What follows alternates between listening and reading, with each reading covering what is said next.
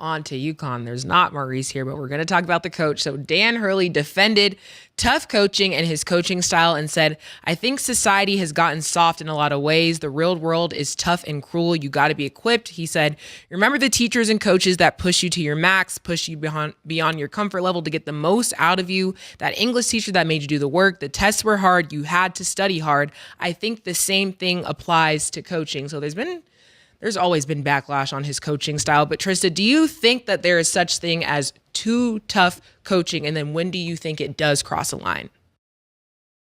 I mean, yeah, abuse, like Bobby Knight throwing chairs at players, or Brian Kelly killing a kid, allegedly, or people putting them, I forget who the other one, Mike Leach, put his one of his students, one of his players in like a shed that was really hot. I forget exactly the details around that, but yeah, I think like abuse is the line. And what you see with that shift in momentum is that because of all of that, people equate what Dan Hurley does to those vintage coaches that were doing way too damn much. And so there's like a lower tolerance now for coaches who are demanding, who are aggressive, who are harsh and brash, and confrontational, right? But Dan Hurley doesn't really cuss his players out. If you watch him on the sidelines, he's very passionate, but he's really cussing the refs the fuck out. And he's hyping his players up on the sidelines. Remember, he pushed Cam Spencer in the tournament a couple of years ago, pushed him back onto the court, and people lost their damn mind. But everybody who has talked about playing for Dan Hurley will run through a wall for him. So I think it's like a situation where there's a lot of coddling going on. I think he's right that parents have gotten involved and they want their coaching style to be a certain way. And Dan Hurley's not rolling with that. And like at a certain point when these players graduate and they're no longer playing basketball, some of them aren't going to make the league. The world is a cold, harsh place, and you got to be ready and you got to be equipped. So, yeah, that's my take on Dan Hurley. Yeah, I think Dan Hurley is a phenomenal coach. I think when you think of the Hurleys in particular, Dan Hurley, Bobby Hurley, and his dad, Bobby Hurley Sr., I think when you come from this type of cloth of coaching, you just have a passion for the game that people don't understand, right? Some coaches just want to win that bad. I remember one of the coaches from, I forgot his name, football, I think it was Herm Edwards, I believe, that said, man, I want to win. I want players that want to win. And just to go on national television and say that with your players, you know, in a couple feet away is a powerful statement. And then some people would consider that abuse in today's climate. I think when it comes to coaching, there's coaches that really want to win. And you remember these type of coaches like Dan Hurley, even as a former basketball player, even on a much lower level. You remember the coaches that push you to the limit. You remember the coaches that made you better. You don't remember the coaches that let you get away with everything. It's like school. You remember the people that help you to get to the highest level that you possibly could achieve. And I think that comes with coaching. I think there will be more Hall of Famers if a lot of these good players in the NBA will let people coach them. So my hat goes off, pause, to Dan Hurley and what he's doing in UConn. The way they've been winning, I don't think you can question his coaching or his style at this point unless he does something like far over the line. Bob Hurley was way over the line. Like, I wouldn't put these two in the same category. Bob Hurley? I mean, Bobby Knight. I apologize. Bobby Knight was way over the line. And Brian Kelly as well. I wouldn't put this in the same categories. No. I agree with both of you 100%. But y'all realize what you're dealing with. You're dealing with kids who saying this ain't a safe space that I'm in. You dealing with niggas who get mental days off from school. Yeah. Yo, I need a mental day off. What's a mental day off? Stat looking, because her school gave her mental days off, right? Right? Yeah, I mean, I'm just asking. You get mental days off from school? She said you need them. But see, and I'm not talking about something. This is why. This is exactly why. Yeah. Did you ever have a mental day off from school? I never heard of this shit till like fucking 10 years ago. But social media has changed a lot, but I'm going to let you continue. I'm laying it out. I'm not, listen, Stat, I said I agree with them, but this is why people are saying this. I'm not saying. He's actually making a great point. Yeah, I'm not arguing with you, I'm not beefing with you. Your birth certificate is your birth certificate. I'm just telling you why people are saying that nigga Danny Hurley's wilding. I'm just telling you the people you're dealing with. It's mental health days. They looking for safe spaces. The parents want to make their own highlight reels of their own kids. You go to these tournaments and all that, you can pay for your highlight reel before you leave the gym. You don't see no misses, no nothing. You just only see the highlight reel of when they're making shit. We are in a totally different environment. So all the I hate it. I hate it. This is what I'm saying. So as much as I agree with you, you have to just look at the climate that you're in right now, because look, but let's say, because you're right, he's not Bobby Knight. He's 100% different thing. Let's think about this, and people tend to forget it because we don't remember yesterday. The Lakers were trying to hire Danny Hurley. Yeah. Before J.J. Redick. And when he went there, UConn said, hold on, we got more money for you, Danny. We got more money. And then he went back, and then they end up hiring J.J. Redick. So it isn't like people don't even want Danny Hurley in the NBA. We got to realize his third or fourth in 4 years. He only missed a year of Final Fours in the last 4 or 5 years. I don't know if it's 3 or 4 or 4 or 5, either or. So he is very well respected, and he does win. But I'm telling you, when you deal with these type of people, these kids, some kids don't want that. Some kids, listen, man, I tell you right now, man, I got people related to me, young cousins and everything else. They would have called the police on my coach. They would have. And they would have been like, yo, my nigga, this is against the law. Like, you know, I was making a statement how I was fondled when I was young by an older woman. And Stat was very concerned for me. Yes. I was. Yeah, this is what I'm saying. And she was like, oh my God. And I'm like, it's part of the game. You know what I'm saying? Yeah, I wasn't mad about it, to be honest with you. And I appreciate you as a little sister being concerned for me. Yeah. Yeah. Krista, like what? Yeah. No, that's what I'm saying. But, you know, it's not going to be a lot of people. You'll see Danny Hill and you'll be like, he's winning, but it's not going to want to be a lot of people who'll be like, who's 5-star recruits, I would say. It'd be like, they ain't going to be telling me all that, man. I'm only here for 1 year anyway.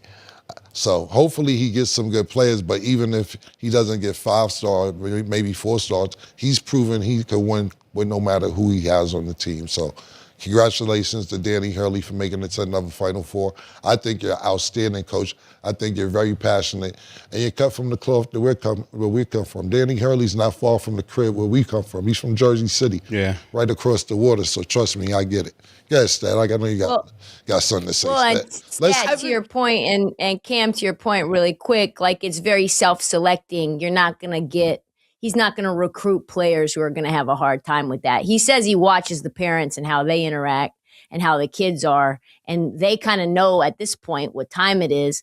And to your point, in terms of 5 stars, remember they got Steph Castle. Steph Castle was one of the top recruits. He got there for a year. I mean, I think he probably should have been the number 1 pick when he came out of college, but obviously he's in a phenomenal spot, and Dan Hurley was a huge part of that, and UConn's run was a huge part of that. I really think the people who don't like Dan Hurley are not people in the program. They're people who want to talk about basketball. They're not the kids. The kids who've played for Dan or Danny have said only positive things about him, at least the ones that have stuck around. Yeah, we're probably talking about the players that made it. We don't know what the players that didn't make it said at all. Yeah. So, that is a great point. So it's like Bobby Knight. Calvin Chaney had great things to say about it. Yeah, because you made it. When you didn't make it, we don't know what the players that didn't make it had to say about him. Yeah. Secondly, I heard you earlier, Trish, when you said all we see is how passionate he is on the sideline, push everything, we push him to go back in the game, he's cheering his players on. I see that as well. We don't know what he's doing in practice. We don't know if he's slapping a nigga in the back of the head or not. We don't know if a nigga's running out of breath and he's pushing them in their back to finish the laps. So we're only going off what we can see. And we can't trust Maurice to tell us the truth. Because he's part of the program. so at the end of the day, we have no idea. We fuck around and see. And that's what I'm saying too in this era now, right? You ever see that commercial, the infomercial? I'm just using an example. Be like, were you abused and left through the years 1989 through 1993? You may be eligible for some money. Call this number. Yeah, call this number. You fuck around having Danny Hurley hotline in about 10 years. We don't know. Yeah, this world is crazy, right? That's what I'm trying to say. You gotta watch everything. Yeah. So as much as I agree with Trish 100%, but we don't know what the people who didn't say make it. We don't really know what goes on in practice. On the sidelines, he looks passionate. I seen the nigga when they played Duke the other day, right? And they closed the gap because they're down 19. They closed the gap to like 7. He hit the crowd like this. Let's go. He talking to the crowd like this. Yeah. The players going to the bench for timeout. As the players walk to the bench, he's walking to the middle of the half court looking at the UK crowd like this. Let's go. So I understand the passion, but we don't know what's going on behind the scenes. And I'm not knocking that. Like I said, look, Danny Hurley is like Fisher Price to the coaches I had to deal with. Like, my coach ran down on the nigga, smashed him. So, I ain't even gonna get into it. Guys, that. Yeah, I was just gonna add, I think Dan Hurley is an amazing coach. I have nothing bad to say about him at all, but I do know that the output would be looked at differently if they weren't winners. Like, to us, it's all part of the process. So you want him to keep coaching the way that he does because it works. But literally, to your point, the people who didn't make it to the league, the people who did fall off, they probably have very different opinions on that. And that's fine. Or they could love him as well. And I would hope that's the outcome, because you just know when you're in the presence of greatness. Like, we're in the presence of somebody who's good at what they do. But also, like I said, winning does help. And the process is always different for winners. So, the people that played on like the Tarkanian teams and they had to run sand hills or, but you like the running and dunking, right? So you want to play the game for 40 minutes up and down the court, back and forth, nonstop. There's something that goes into that. Picking teams up 90 feet, the whole game, something goes into that. You don't just create players like that. That team was under a scandal too. Yeah. Tarkanians. Yeah, that's what I'm saying. Every team that produces that great, other than Duke, every other team that was at that pinnacle for a long time was all under scandal because it takes something different to win.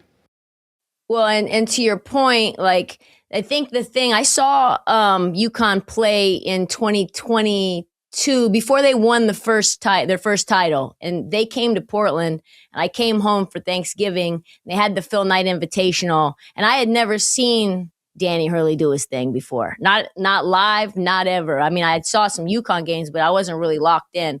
And I was like 10 feet from him, and he was motherfucking the ref. He was coming after Nate Oates. It was Alabama, UConn. And I was like, wow, they're either going to tune him out by January or they're going deep into this tournament.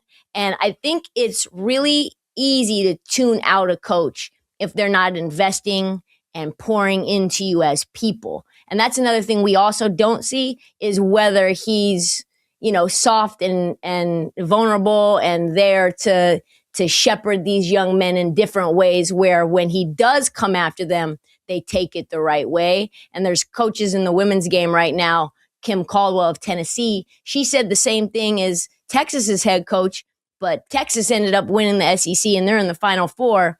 And Tennessee ended up losing the last 8 games of the season, and pretty much everybody has transferred out because she didn't earn that capital to be able to call them quitters and call them soft. So I think that's a part of it too. Well, one more thing before I finish. I want to ask you a question.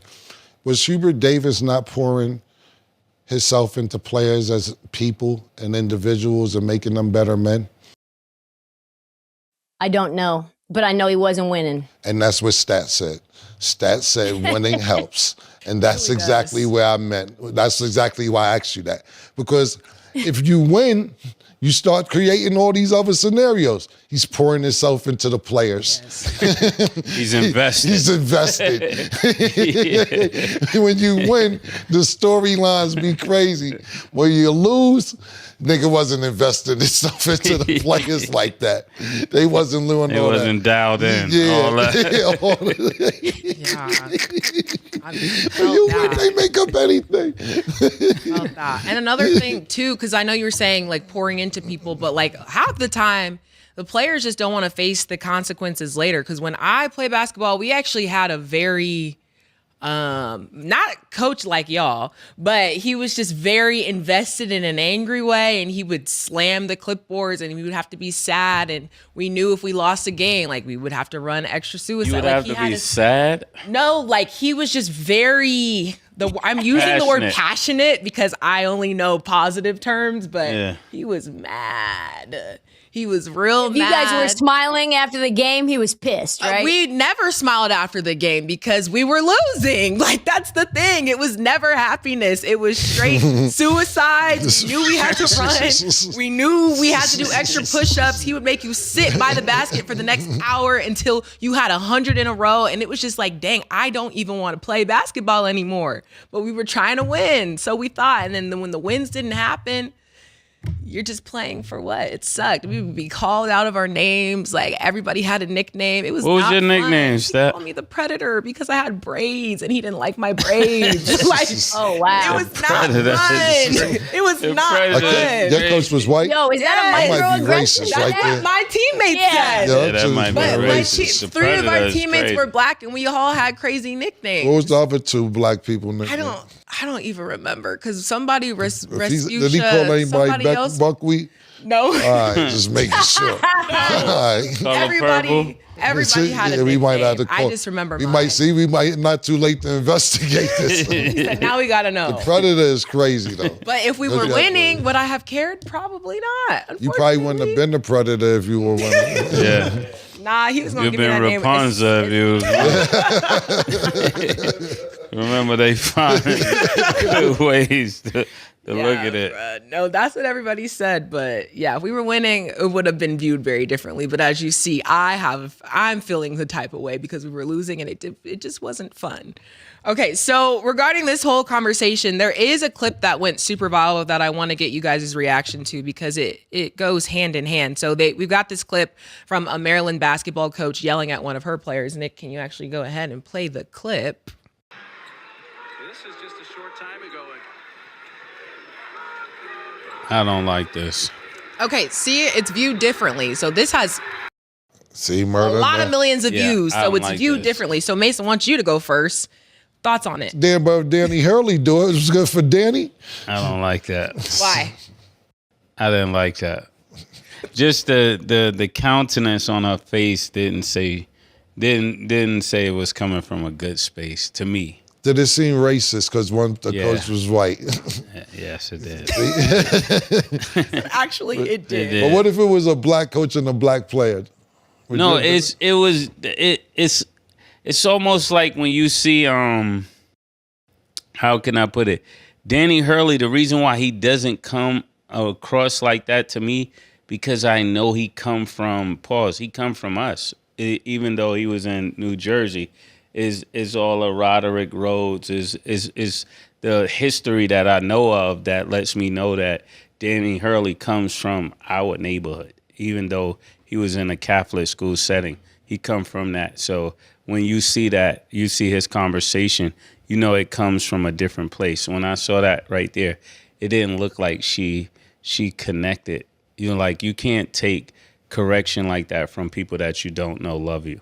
In order to receive that kind of correction, you got to know the coach love you. Like our coach, we knew he was going to come bail us out. We knew if we needed sneakers, he'd buy the sneakers. If we needed food, he'll buy the food. So therefore, when he was giving us the correction, we took the correction because we knew that he was fully invested in us.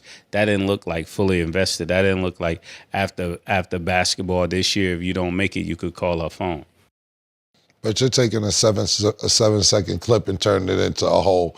But you don't know her. She may come from that background. She may be invested. If you had 7 seconds of our coach yelling at us, because he used to yell at us worse than that, and then you'd be like, nah, that nigga's abusive. but you're from Nebraska, and you don't know the nigga, you be like, nah, they just doing them niggas wrong. I think I see where you're coming from. Shit look racist. That's what I'm saying. I'm going to go with it. It just look racist. But I can't go with that take because I get what, that's why I agree with you, because we know Roderick Rose, we know Tim Thomas, we know Bobby Hurley. I snuck in to see Bobby Hurley play against Kenny Anderson in high school. So I get what Mace saying. We know where Danny Hurley's coming from a really good place. And I get where he's coming from too.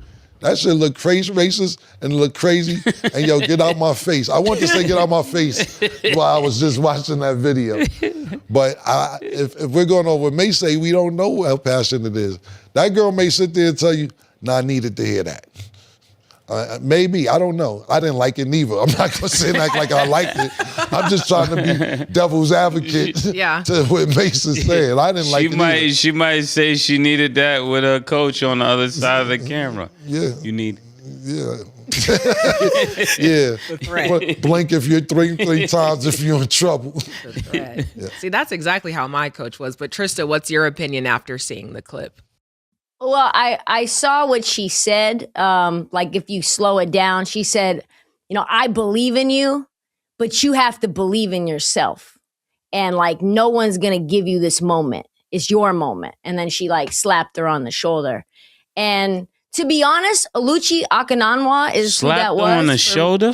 You don't like that either. I don't like that. I looked at it. I don't like that. I just saw it. It didn't look like back. I don't like that. Yo, gotta get back out there and kill him. Like, get back out there. I think Oluchi was out for like 5 plays. And she was fucking up, to be honest. She was really wild, out of control, missing defensive assignments. She looked kind of shook. And she got that pep talk from Brenda Freese. And Brenda Freese is kind of a legend in Maryland. And Oluchi has said throughout the season that she wants to be Coach Hard and that her and Brenda have that relationship. So that's kind of, if you haven't been like tuned in on Big Ten women's basketball, which I don't blame anyone who's not, like you wouldn't know that. But like Oluchi has said this pretty much all year that her and Brenda have this great relationship. So they're in the middle of the tournament setting. I think they were in the first round of the NCAA tournament. It goes viral. And to be honest, they lost that game. But Oluchi, after coming back into the game after that pep talk, really balled out and played a lot better, looked a lot more. But she was slapped to do so. If you didn't know what she said and you didn't have any of the context, it does look crazy, like out of nowhere for that 6 seconds. Did she slap or did she pat her? You can watch play the video. Can you play it one more time for us? I seen this. She Look like at that. Nah, I don't you like to lock that. in. She gave her that let's go do this on the way out. I know it was the See, I was a little Oh yeah, Probably. she didn't slap her. Yeah. I didn't like it though. I didn't like the drill and pause. I don't like that. See, this is You what I'm think it saying. was This is what I'm because it was I'm in saying. a different day. This is what I'm saying, brother. I'm gonna join this generation. I don't like I was it. just about to say, It's not a safe space. It's not a safe space. I didn't get safe from that. Yeah. She need a mental day off. She gotta have her day off. No, it's that. Well, you don't like it when I say it? No, I didn't say that. I agree with you in certain parts, but my coach was just like that, so I felt that. Yeah, and because it plays into the psyche of the person later on, their confidence.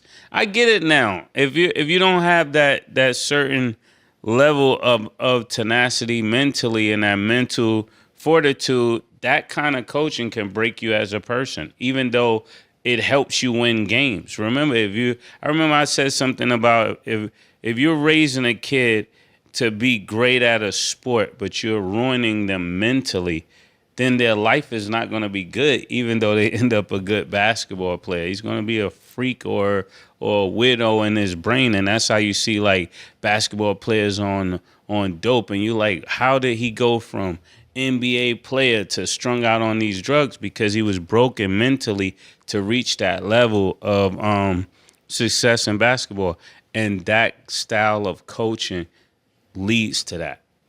Because I look at me and Cam, and we laugh about this a lot, but we're the two that made it. But maybe we have to go back and look at our team and say what happened to everybody else. Because it's funny because y'all two made it. But Yeah. let's check out the rest of the And that's group. what I was trying to say when niggas be like, when Trish was saying Stephon Castle, what about the 8th man, 9th man on that team? Somebody else is standing around like this in the corner. Just waiting on the bus. They're like, what's happening? Man, I hope he don't come back over here. You like, who you talking about? Man, my coach, man. You've been out of high school 30 years now. You'd be amazed. Like, you actually made it, but what about those other girls? How do they feel? Do you have a reunion with them? I mean, I have to have a reunion regardless. How is it going to go? That I don't know. Yeah, we're having a high school reunion this summer. I'm getting the whole team together, and we're coming out to Vegas. If you I'm gonna wanna bring the go, whole I high wanna be in school team, attendance. our whole high school team.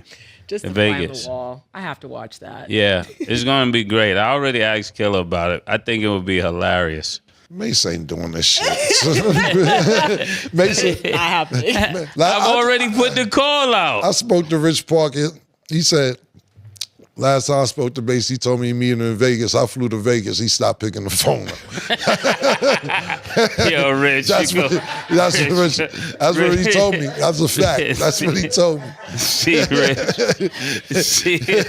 Okay, see. My hands tied. Y'all are crazy.